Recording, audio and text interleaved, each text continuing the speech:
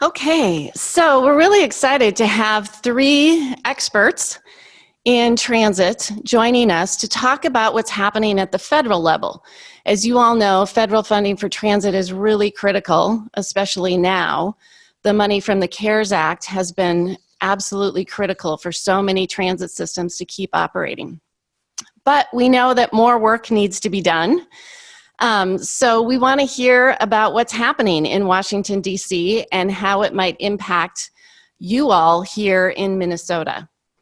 So we're really pleased to have with us Kelly Brookins, who is the Regional Administrator for the Federal Transit Administration in Region 5.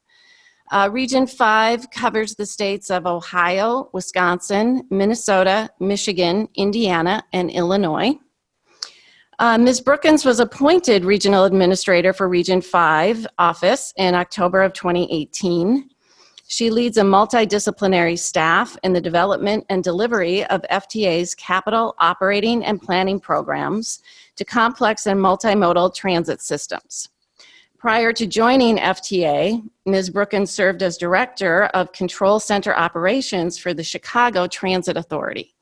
So she brings a lot of years of experience in transit. And then we have Scott Bogren, who is the Executive Director of the Community Transportation Association, or CTAA. He's been with them since 1989, serving the association in a wide variety of roles and being named Executive Director in 2016. He is a passionate transit advocate and used to be anyway, a daily transit user. His work is always focused on building and promoting safe, affordable, and inclusive mobility for all Americans. And then we also have with us Mark Hibner. He is the Senior Legislative Representative at the American Public Transportation Association, or APTA, where he has been since 2014. Mark advises the APTA Legislative Committee and several subcommittees. Before APTA, he worked for U.S. Senators Baucus and Walsh, and with Senator Baucus, he staffed the Transportation and Infrastructure Subcommittee of the Environment and Public Works Committee in the Senate. So, as you can see, our speakers bring a lot of years of experience and knowledge, and we're really anxious to hear from them about what's happening at the federal level. So we will start with Administrator Brookins, and then Scott, and then Mark Hibner. Thank you. Thank you. Good morning, everyone. Give me a moment to share my presentation. I hope everyone can see the slides. Yes. Everyone see my slides? Okay, yep, great. We're good. So beginning with thanking the Minnesota Public Transportation Conference, Transportation Association for inviting FTA to provide updates. We always appreciate having the opportunity to share information, especially now more than ever. We're always in person and we're able to have conversations and discussions. I appreciate the leadership of the association to bring us together, albeit virtually.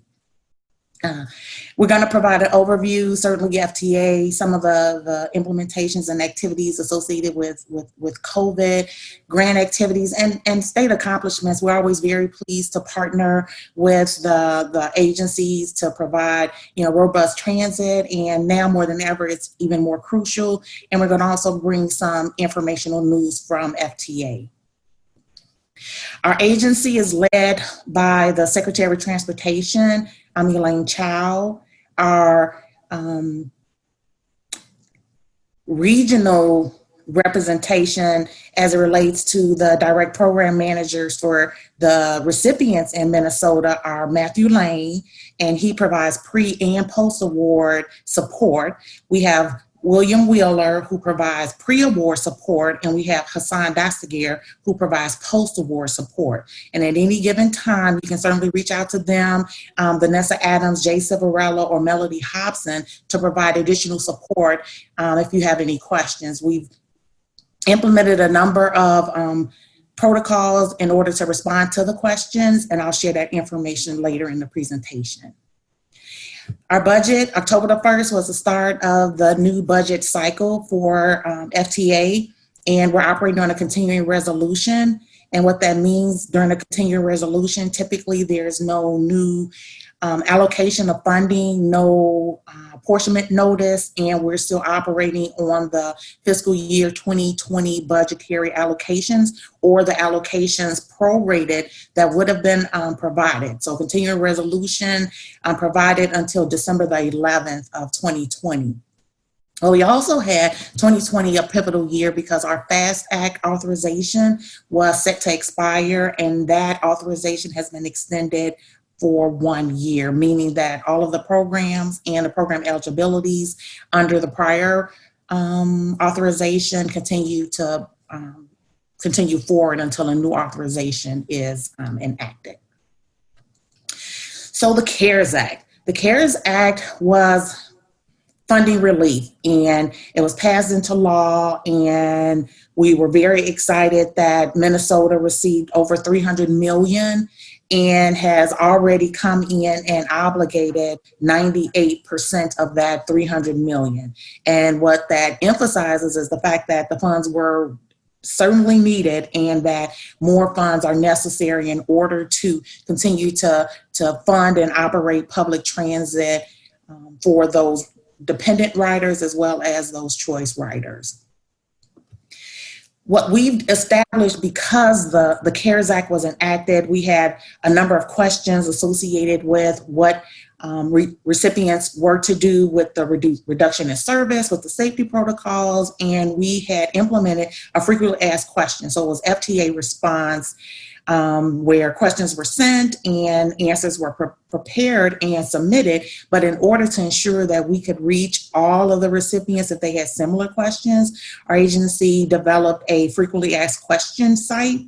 And that site continues to be updated as we receive more inquiries, because we realize that as the situation continues, more questions will arise, and the frequently asked questions site is your first stop because potentially the question has already been asked.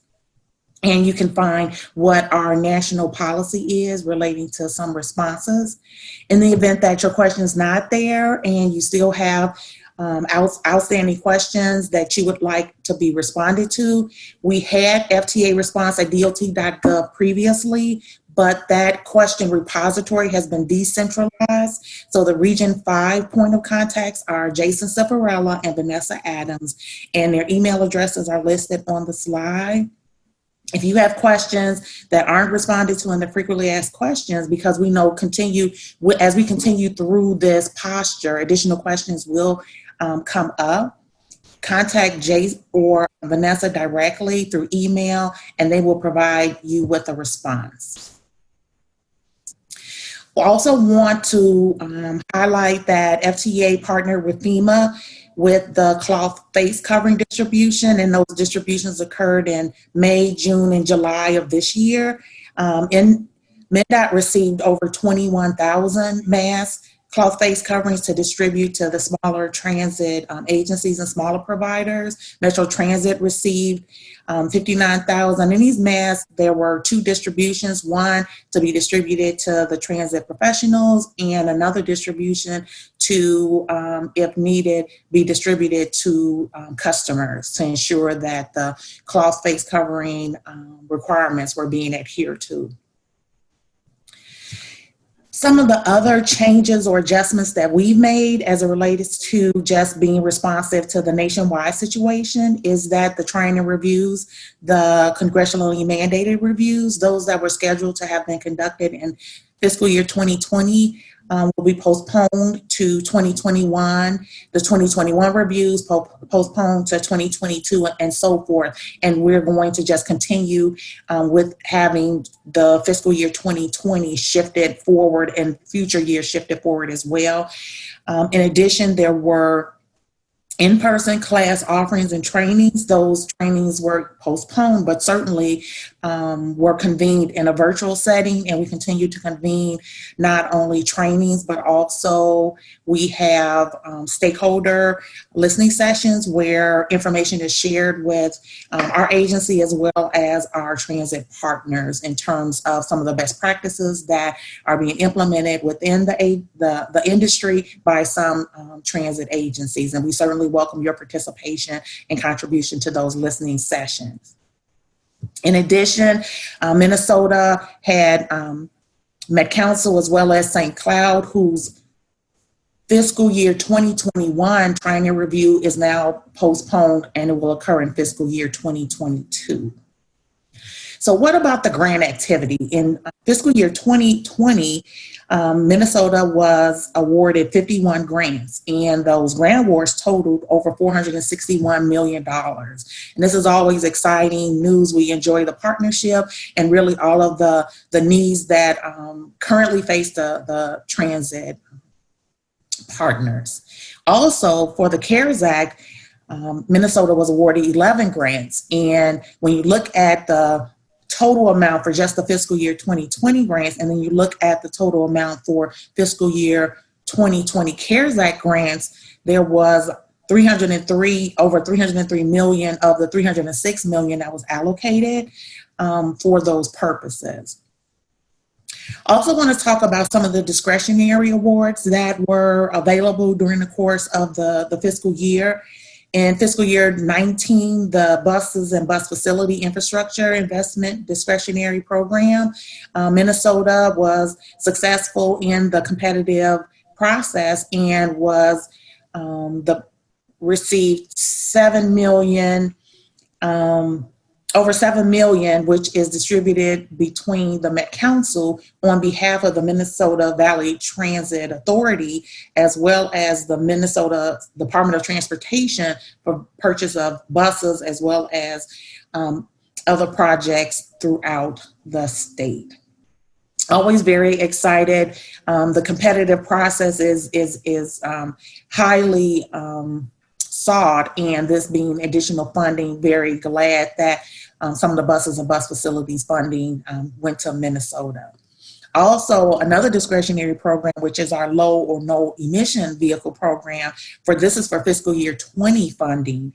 And we are very happy that Minnesota received over 3 million, and that's the city of Rochester. And it's for the purchase of new electric buses. I know we saw on the intro some of the graphics of what the buses will look like. So we're very, very happy to partner in relationship to that as well. What we have also are the Accelerating Innovative Mobility, the AIM program, and Minnesota, again, competitively was selected and to receive $628 million. And this is the Minnesota Department of Transportation. And this will enable the planning and payment for residents in 13 county area in southern Minnesota. So very excited, always encouraged that we at the FTA have GovDelivery, and GovDelivery is an automated kind of notification system. And if you haven't already signed up, I certainly encourage you to do so.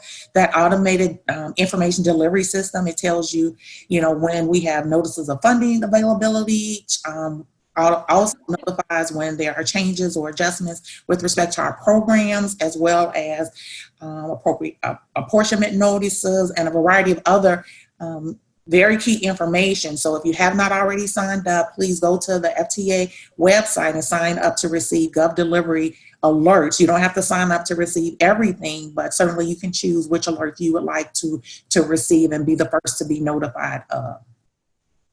So now, currently, our transit-oriented development program, we have a notice of funding availability. There are $6.2 million available, and the opportunity was posted in late September, and it closes October the 26th of 2020. So certainly encourage you to go to our website, look at the notices of funding, opportunities and offer the opportunity to submit a transit-oriented development planning grant consideration.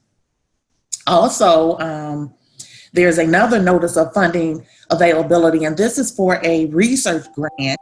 This opportunity was just posted on the 5th, and it closes on November the 10th, and it offers $10 million, and it's a research demonstration grant, and it offers opportunities for a variety of demonstration, innovative solution projects. So I certainly encourage you to consider the application for this research grant.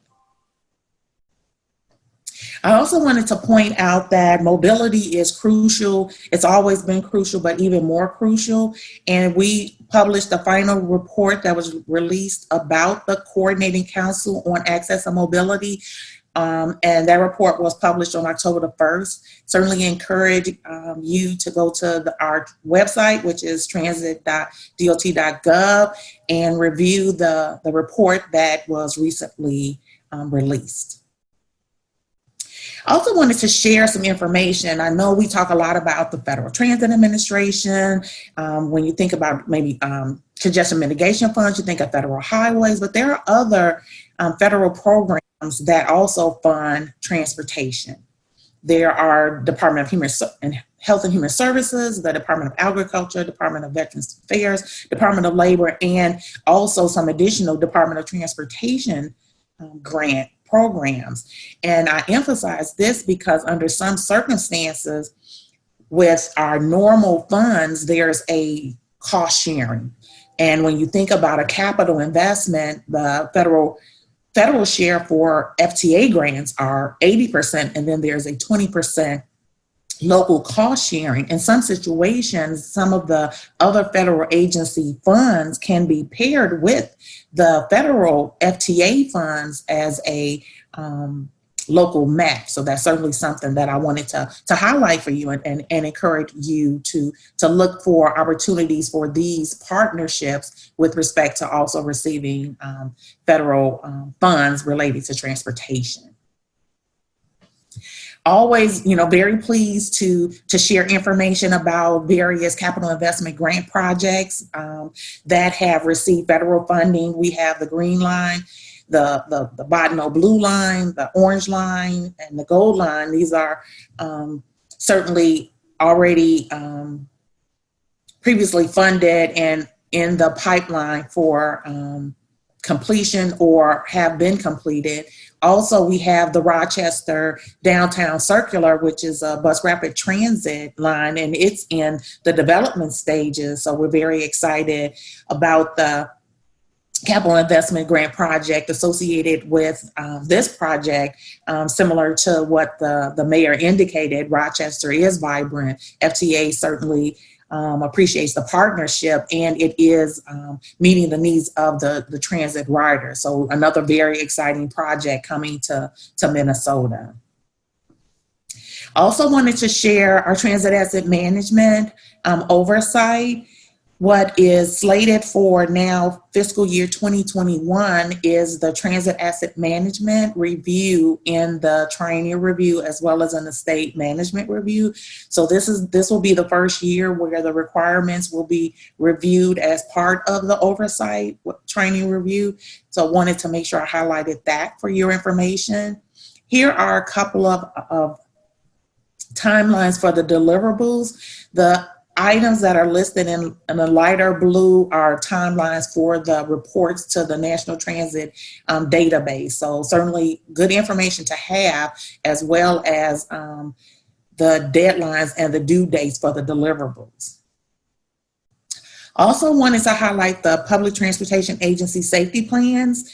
The final rule being published in July of 2018, the Dear Colleague letter being sent out in 2019 to remind the operators about the development of the plans, and the date of December the 30th of 2020 as the date that transit agencies must have already developed, certified, and implemented an agency safety plan. And I also wanted to highlight that FTA cannot waive or extend the compliance deadline. I've listed here a a link to the technical assistance website for your information, as well as some questions that you may have. They are probably answered here. Just to provide you with a little bit more background in terms of the applicability of the Public Transportation Agency Safety Plan, some of the requirements, as well as the components of the plan itself, whether it be the safety management system, safety performance targets, and for some agencies, an emergency preparedness plan. In addition, we also still have workshops and also discussions of lessons learned listed here, October the 22nd, as well as the workshop October the 13th through the 14th, still wanting to allow additional resources to you to respond to questions, as well as to participate and share your best practices relating to this process. Another reminder, we made some adjustments in our fiscal year 2019. And in order to support the transit providers, we shifted to an electronic process in our transit system, our transit management system, our administrative grant making electronic system, where the certs and assurances, that's where attestations associated with adhering to the requirements of the master agreement, as well as the grant agreements, that's where it should be signed. So we call it PIN because there's a PIN number associated with electronically signing the certs and assurances, and it's both by the authorizing official and the attorney. If you have any questions, certainly reach out to our regional office, and we can provide you with insight and information in terms of how we can get the attorney and provide technical assistance for them to have a trans access in order to electronically pin those certifications and assurances. Also about lobbying forms, again, just in response to what our requirements were, in addition to how we can streamline the process. It's no longer necessary to send the original with the signature to the regional office and email to our regional counsel for the initial filing, as well as when a material change occurs, is sufficient to email. So no longer the need to have to send a hard copy to the office. Also wanted to remind everyone that trans closed on September the 25th, and most of the financial transactions, reservations are not active right now, but you can create a grant, you can develop, you can submit your FFR NPR, you can perform a variety of different tasks in the system as long as they're not financial in nature. And we anticipate the system reopening late October, early November. And in addition, there is information on our website that outlines all of the activities that can be done, as well as list the activities that are currently not able to be performed right now while the system is in its reconciliation process. Also wanted to highlight that though the tram system is closed, ECHO was closed also, but ECHO has reopened. So those financial transactions, the drawdowns of funds, that is now back active, and funds can be drawn down that are in existing grants. As always, we want to share a variety of different resources for your information and reference: the Public Transportation Agency Safety Plan, the program oversight information, our comprehensive review guide relating to our oversight reviews, information relating to transit asset management, as well as some national rural transit assistance program information. These are also some resources for mobility management, and certainly resources for mobility and shared use information. I encourage you to go to our website. It's also, these resources are also available for identifying links to these agencies.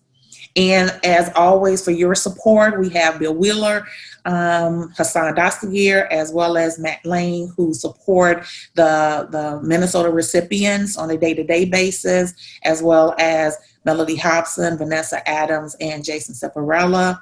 There's also Marjorie Hughes, who's the civil rights officer in the region, and Catherine Loster, who is our regional counsel. So we're all here to serve as a resource to the partners in Minnesota. And other than that, that completes my presentation. I certainly thank you for your attention, and there will be a question and answer session following the three presenters. So thank you again.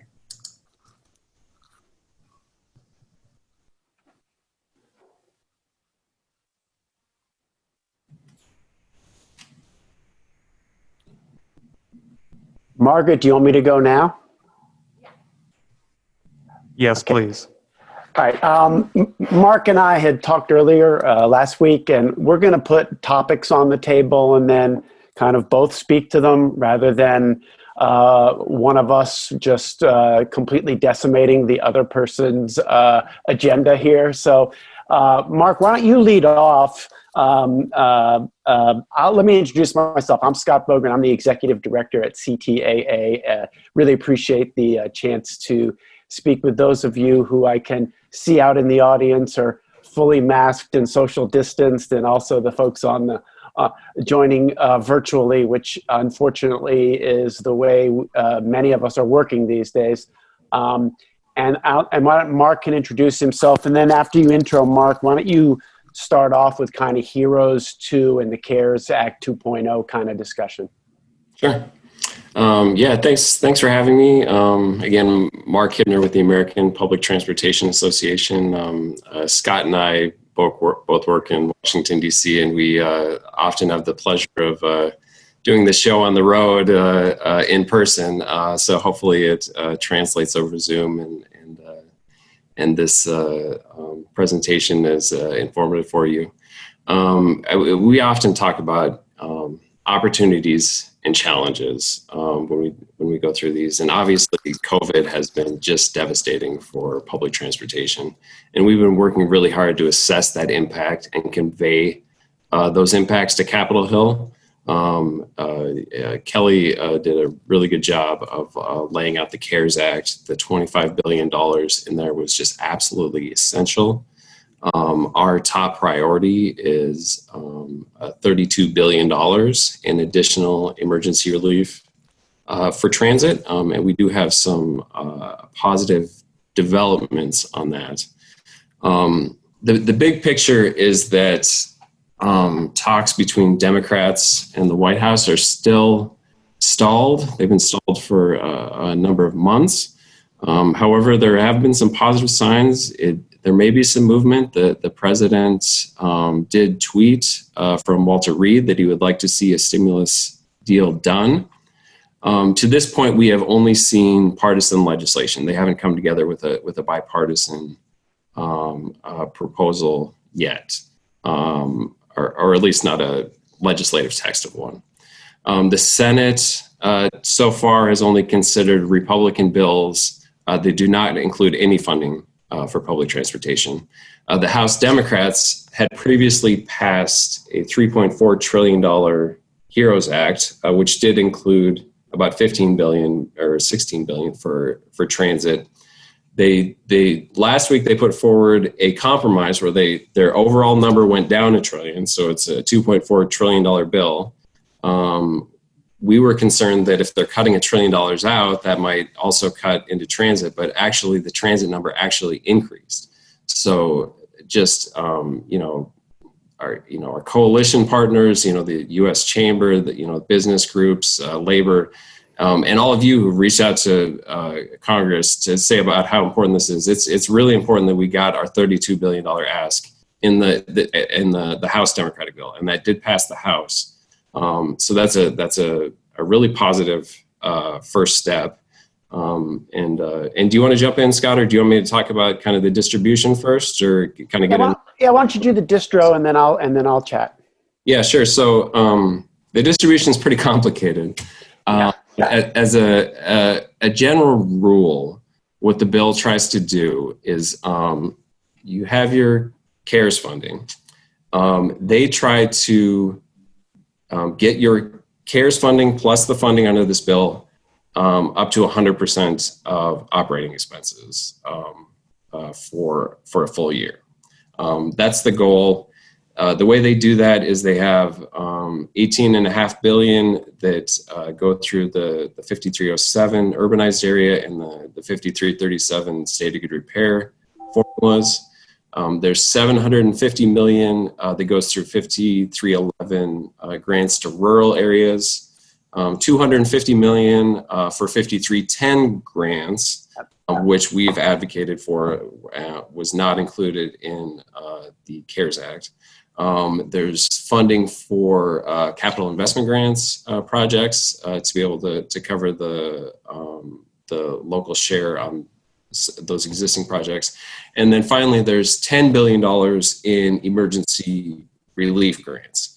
And the preference for those grants is to agencies with the largest percentage revenue losses.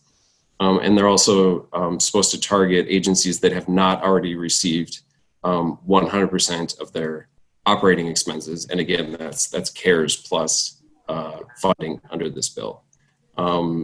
This bill also includes $2.4 billion for Amtrak grants. Yeah, turn it back to you, Scott. Yeah, for smaller agencies, yeah, we were certainly pleased. We've worked with APTA on the 5310.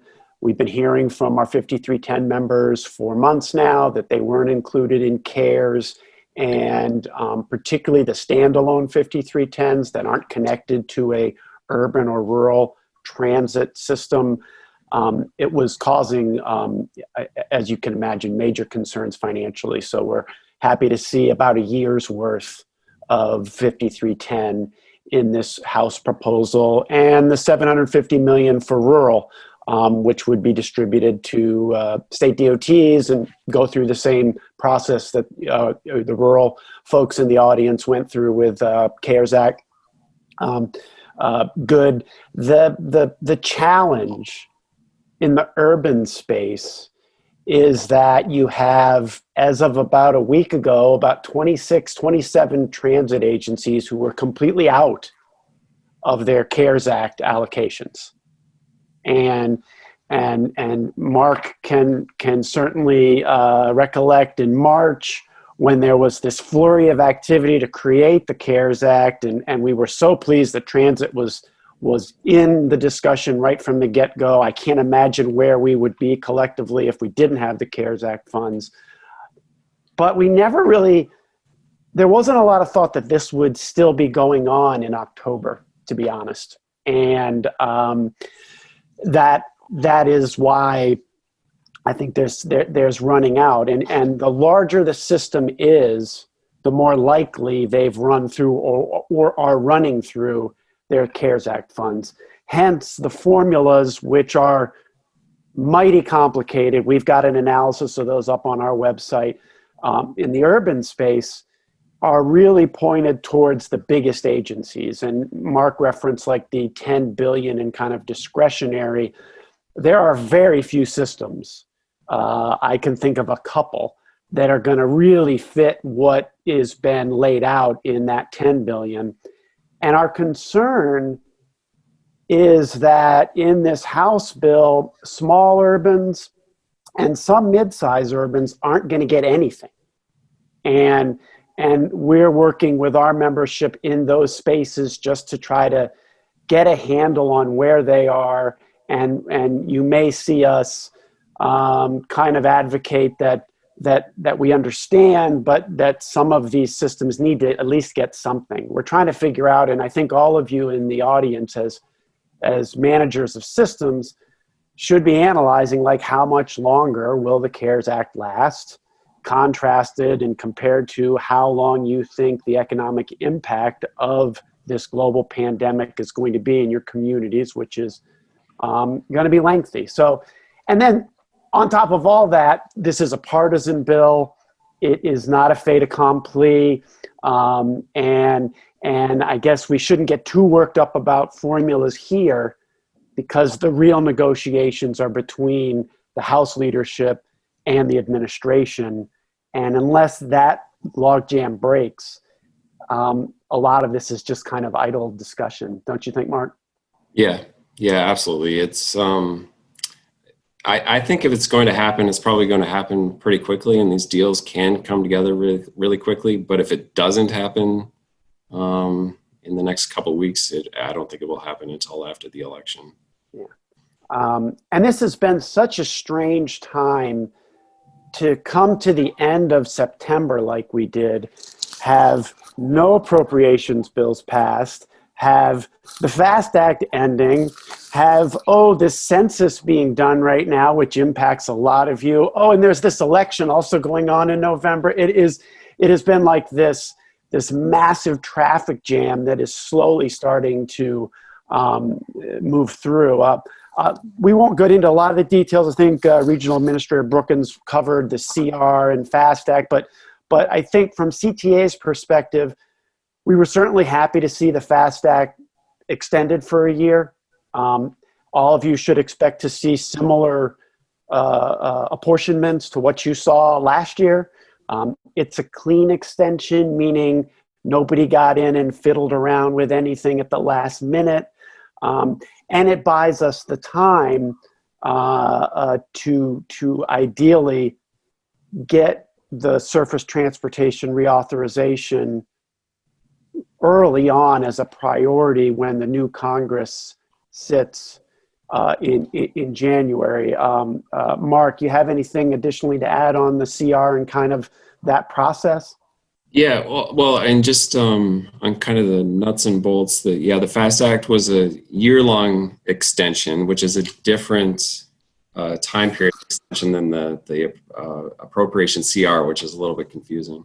But yeah, the FAST Act is extended a full year. We're happy to see that certainty. That apparently hasn't happened in decades. Yeah. That there's usually just these fits and starts, just a couple months extensions.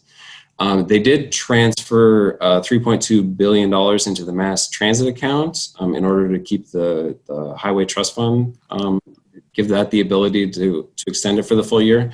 There is some uncertainty as to the projections about that, so Congress is not entirely certain that will be enough money. But given that their intention was to get us through the full year, we're reasonably confident that they would just add some money to that if it does not turn out to be enough. And also the Rostenkowski test was waived this year. Yeah, which is critical. Which is really important. That was something we got waived last year. It would have prevented a $1.2 billion cut to every single agency just across the board for your formula allocations. This year, it would have been a $6 billion cut, which would have been 6%.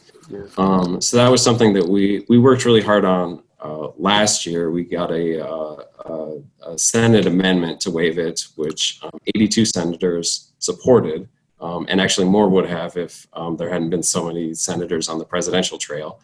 But that was so successful last year that they included it just in the base bill this year, so it didn't require a separate vote. And so, I mean, our top priority is the $32 billion that we already talked about, but in normal times, our top priority is reauthorization. And APTA, over 2 years, developed our authorization recommendations, just an internal process within our members, with our top priorities, including, fixing the Highway Trust Fund, increasing transit funding to be able to address the state of good repair backlog, getting the bus and bus facilities program back to where it needs to be. I appreciated hearing about how those discretionary grants are oversubscribed. That's something where if you receive one of those grants, let your member of Congress know. If you don't receive one of those grants, let your member of Congress know that program is not big enough, and that these worthy and necessary projects, there just isn't enough funding to get there. So our recommendations are on our website for anyone to see, and we have until September of next year to get the next authorization bill passed, and we're definitely going to be focused on that. Yeah, following up with what Mark was talking, and one of the issues that we've worked a lot with Margaret and the Minnesota Public Transit Association on is with Senator Smith in Minnesota on the Investments in Rural Transit Act. I had the privilege of testifying before the Senate Banking Committee in February when I was still leaving my house, and seems like a different time. That was a good hearing. Yeah, it was a good hearing, and Senator Smith followed up saying she wanted to come up with some ways to help rural, particularly more kind of frontier rural, tribal rural systems with local share. And we worked in concert with her and her staff, in concert with Margaret and others.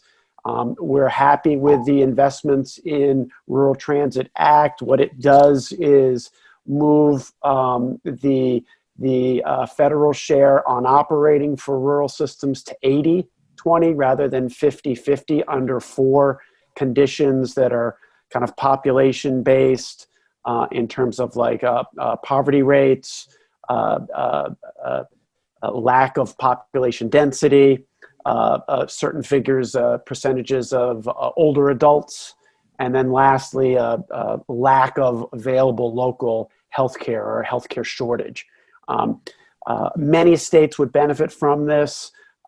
We have subsequently worked with Senator Rounds in South Dakota to co-sponsor. So on the banking committee, we have a Republican and a Democrat working together, which is usually a pretty good sign that can find its way into the Senate version of reauthorization. I just wanted to thank all of the Minnesota members who I know answered questions, and certainly Margaret and her team's work on getting that done. That's some legislation that could really have national benefit.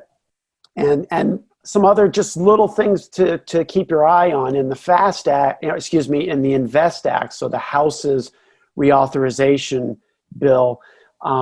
We were able to get some regulatory adjustments or changes that I think merit all of the rural systems particularly to look at. One is on the way charter bus regulations are going to be deployed for rural operations, bringing some clarity to that because there's been a lot of questions, frankly, and we felt like both the Democrats and the Republicans on the House side were lockstep on that. I think you'll see some procurement improvements that we saw in INVEST that we think are going to move forward.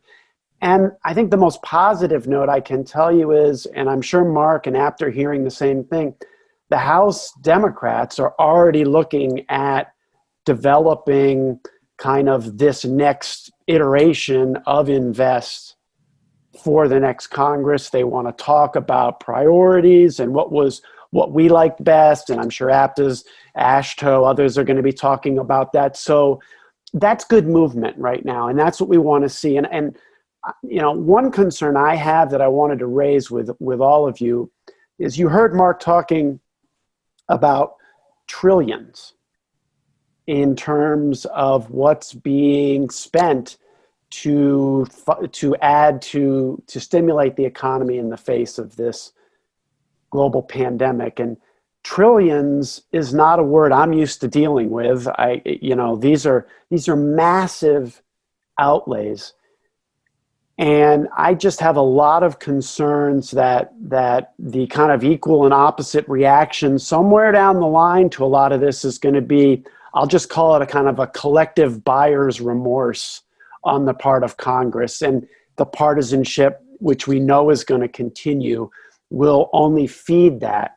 And so with trillions being spent off budget, it behooves us to get a locked-in reauthorization prior to when the buyer's remorse hits and the budget constraints, which I think are a natural reaction to all of this, all these expenditures come marching in as well. So, that is why it's good to see the House is already working on its reauthorization. Hopefully, the Senate will be behind that one, but if we can get that, and I know we're all working towards that goal, that will help us longer term when I think there are going to be very natural budget constraints that are going to emerge as a reaction to what's been necessary to spend in the last 6 months. I mean, if the $32 billion passed in the House HEROES Act, that would effectively be almost $60 billion just coming into public transit. And we're a small piece of these bigger pieces off budget outside of the trust fund, $60 billion in 7 or 8 months. If you're not concerned about that and the implications of that, I think we all should be. So I just wanted to raise that issue as well. Mark, do you have anything else you really want to cover? Because I know we're getting late on time. Just the CR has already been mentioned. I said it was a different length of time. It only goes through December 11th, which FTA has indicated that they would not make apportionments on that. But my boss did have a conversation with Jane Williams where she indicated some possible willingness to some flexibility on that if folks are having some real problems. So get in touch with FTA, reach out to, Scott or I, because that's always really helpful.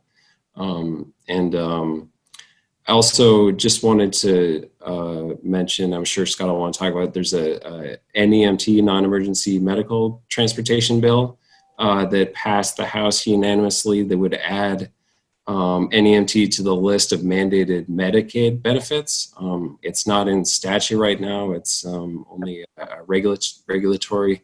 So that's something that we've advocated for in our authorization recommendations. I don't know what's going to happen there in the Senate. I don't believe they have, they're going to take it up immediately, but it's good that the House passed it.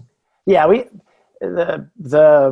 the Senate language on this NEMT, it's great to see the benefit getting authorized. And for all of us, what that means is a future administration can't come in and say, hey, we're going to make this benefit optional at the state level, which was on the table the last 3 years of this administration.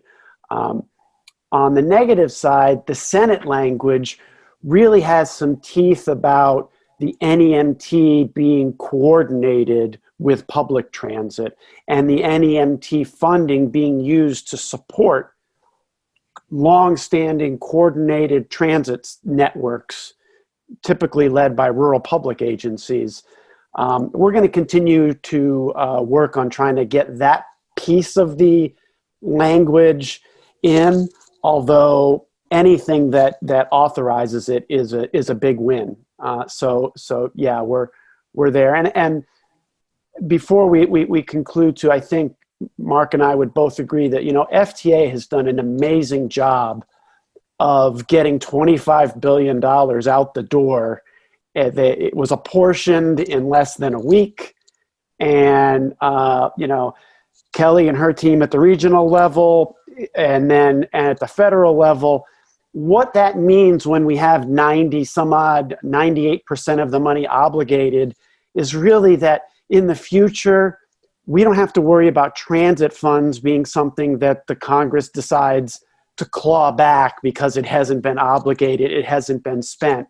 And the challenge we have right now is balancing balancing the narrative so that the major urbans who've spent their CARES Act can get more, but that we don't punish smaller agencies who have been more conservative and have had the ability to kind of be more conservative in how they're spending out CARES Act funds and applying for reimbursement with an eye towards the economic impact being longer.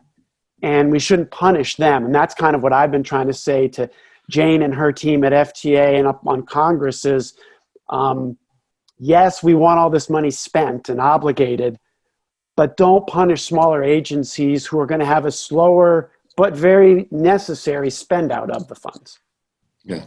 Yeah, but that 97%, I think it was 90%. Yeah, I think it is. It really important to emphasize, when you're speaking with your members of Congress about just, this funding has been spent.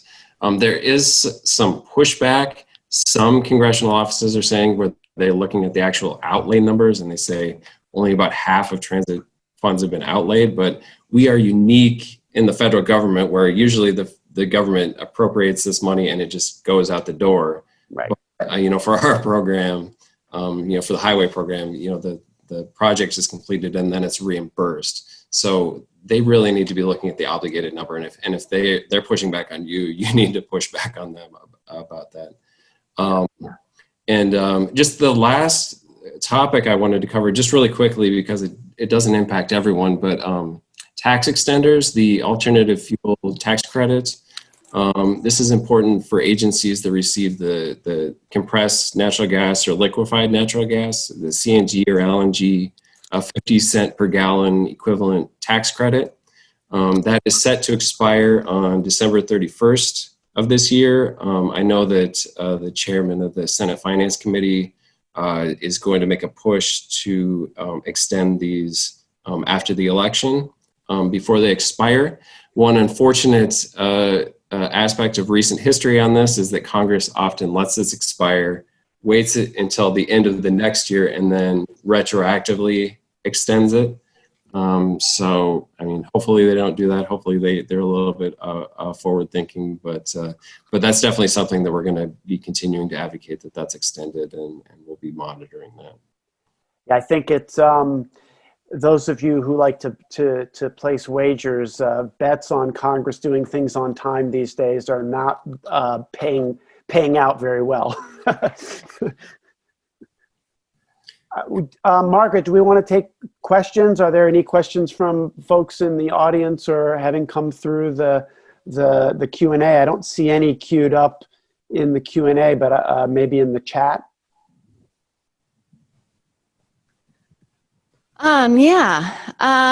Does anyone in the room have a question you would like to ask? Don't be shy. Here, we have a microphone.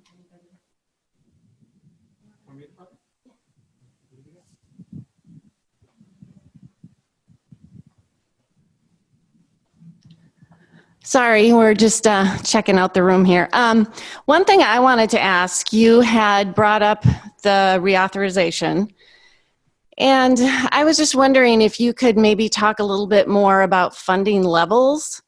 How much per year had been provided in the FAST Act, how much your associations are advocating for as an increase in a new authorization.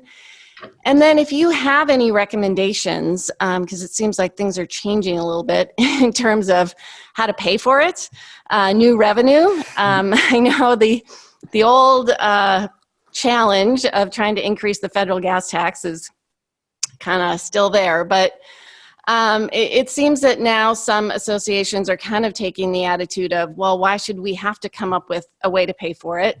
Maybe it should just come out of the Treasury, just like everything else, and not worry so much about paying for it. But I'm just wondering, from your perspective, how much more you're asking for, and do you have a revenue source in mind? Mark, why don't you go first on that? Yeah, sure. And our position on fixing the Highway Trust Fund is anything and everything that works, anything that can get a bipartisan compromise. The gas tax has not been raised since 1993, and this is a major problem. But the Highway Trust Fund is something that's really valuable. It's something that gives us, funding certainty, in future years that other programs don't always get than if you're just relying on annual appropriations. And I think to Scott's point that, if Congress gets buyer's remorse, that could be really devastating if we don't have, these funding levels locked in with the backing of the Highway Trust Fund. Vehicle miles traveled is something that's being studied. A vehicle miles travel tax is something that's being studied in certain states, and it's something that may not be ready for prime time immediately, but is something that is promising and could be very helpful down the road.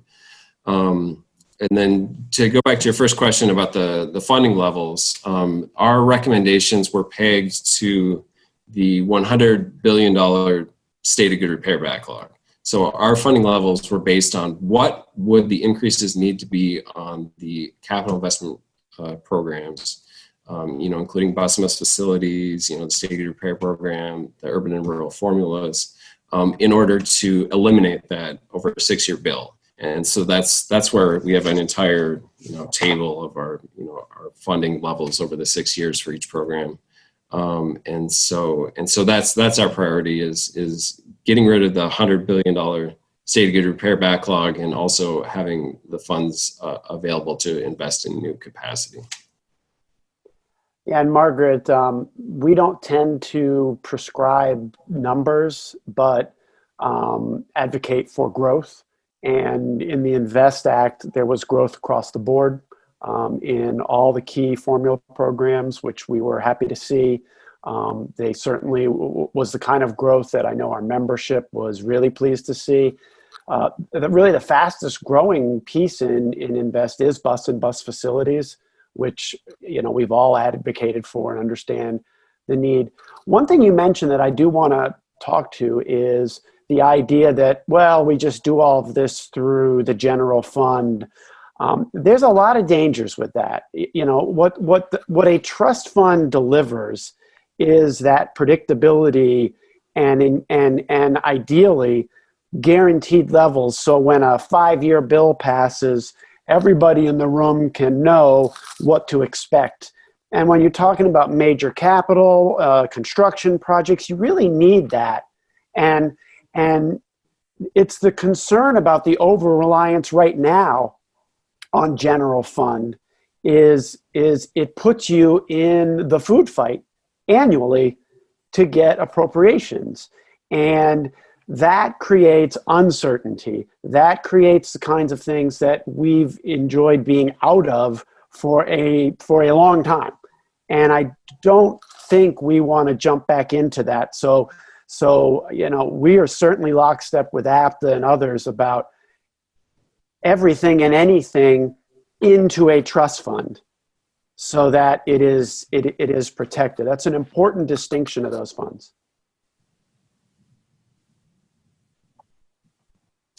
Okay, well, we do have a few questions. Does the latest relief package include funding for the inner city bus industry? Well, my answer to that would be it does as part of 5311F, 5311 increases, basically another tranche of $750 million in that relief package for rural would certainly carry its 5311F piece along with it. FTA was very clear on that with the CARES Act, and I don't see this changing. Mark, is there anything in there specifically on intercity bus? I may have missed that. My understanding is that the $10 billion in emergency relief grants, 7.5% of that is available for intercity bus providers to apply for. Great. Okay, another question. The new certs and assurances process of electronic something, will that be available earlier or given more time for turnaround if this new process is expected? So there probably won't be available any earlier, but what happens is the certs and assurances, they have to be pinned prior to the award of a grant. So during the grant process and the development, we certainly will provide technical assistance in order to allow adequate opportunity for the pinning of the certs and assurances. And if we needed to add someone to the system for that purpose, it's a relatively straightforward process and it's not an extended time frame. Okay, great. Will transit systems need to prove they have expended all of their CARES Act funding before receiving any additional funds? Not in the HEROES 2. Again, please do not go out and start spending what you think is coming to you in the HEROES 2 Act. That is a partisan bill, but in their formulas, it's all pegged to, if you're an urban operator, your 2018 operating level. If CARES plus additional funds, the delta there. If you're a rural, if you're a 5310, there's nothing in there that says this won't be added to rather than held against you if you haven't spent all of your CARES Act funds. Mark, maybe you can speak. I mean, it's always possible that condition could be placed in whatever final bill there is, but I have any indication that Congress would want to do that. Okay. Yes, we will hopefully get a copy of the FTA presentation that we can post on our website. Does anyone in the room have a question you'd like to ask? One issue I wanted to bring up just real quickly, just to kind of get it on all of your radar. In Minnesota, we've been focused a lot on volunteer drivers. And there is legislation that was, I believe, authored by Representative Colin Peterson that deals with that 14-cent per mile reimbursement rate, the charity rate. And it's been, as you know, a huge problem. We don't see a lot of movement in Congress on that issue, but I'm just wondering if you have heard anything and if it's something that your organizations could help advocate for getting rid of that 14-cent per mile reimbursement rate. Well, Margaret, we're on record as in support of the IRS rate, which is significantly more than 14 cents. And Mark's earlier discussion about the tax extenders, this is tax code, and that's where we'd need to attack that. So we'll continue to work on that. We have a number of members who have volunteer drivers and who understand that a higher reimbursement rate, particularly if it doesn't count against the taxes of the volunteer driver, which is a critical piece, will be able to recruit more volunteer drivers and have more robust systems. So we're in lockstep on that.